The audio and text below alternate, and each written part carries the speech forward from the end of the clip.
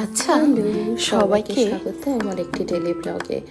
তো আজকে চারিদিকে যেখানে ঝিরিঝিরি বৃষ্টি পড়ছে সে বৃষ্টির ওয়েদারে সবারই ইচ্ছে হয়েছিল একটু মাটন বানিয়ে খাওয়ার। তো সেই কারণের জন্য সকাল সকাল মাটন নিয়ে চলে এসেছিল। আজ থেকে শিফটটা চেঞ্জ হয়ে যাচ্ছে, তো 5টা দুটো শিফট পেয়েছি বিকালবেলা। তো কালকে রাত্রিরে সেরকম ঘুম হয়নি, তো তাই কারণের জন্য রান্না করতেও ইচ্ছে করছিল না। বাট ছেলে এবং বর যখন আবদার করেছে তখন তো সেই আবদার রাখতেই হয়। তো চলো, যেমনটা কি মাটনের রেসিপি হয় সেম ওয়েতে করেছি, হয়তো একটু ডিফারেন্ট লাগলেও লাগতে পারে। কারণ হচ্ছে প্রথমে আলুগুলো কেটে ভালো করে জলে ধুয়ে গরম তেলে ভেজে নিয়ে তুলে রেখেছি। তারপর সেই কড়াইতে পেঁয়াজ দিয়ে জিরে, শুকনো লঙ্কা, তেজপাতা ফোড়ন দিয়ে ভালো করে পেঁয়াজটা একটু গোলাপি গোলাপি ভেজে নিয়েছি। তারপরে যে মাটনটা ধুয়ে রাখা ছিল, ওই যে দেখো ওখানে আমার মশলাগুলো দেখা যাচ্ছে, আদা রসুনের পেস্ট, নুন, হলুদ, টমেটো, এই সমস্ত বেসিক মশলাই আছে।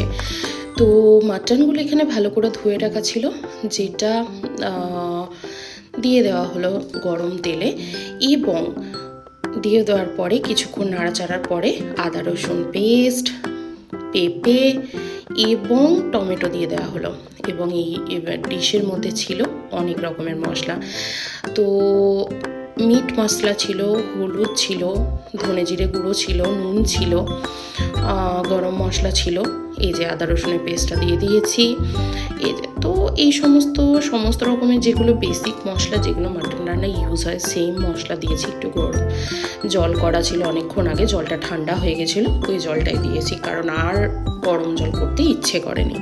তো ভালো করে কষিয়ে মাংসটা যখন আধ সেদ্ধ হয়ে গেল সেই জলটা ঢেলে এই যে লাস্টে মিট মশলাটা ছড়িয়ে দিয়ে একটু ঢাকা দিয়ে দিয়েছি।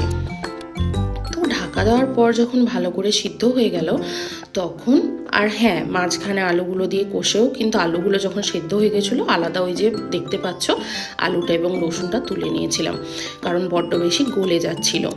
তো এই যে মাংস রান্না হয়ে গেছে, ধনেপাতা ছড়িয়ে গ্যাসটা বন্ধ করে 10 মিনিট রেখে দেওয়ার পরে গরম গরম ভাতে পরিবেশন করেছিলাম। ভিডিওটি দেখার জন্য ধন্যবাদ।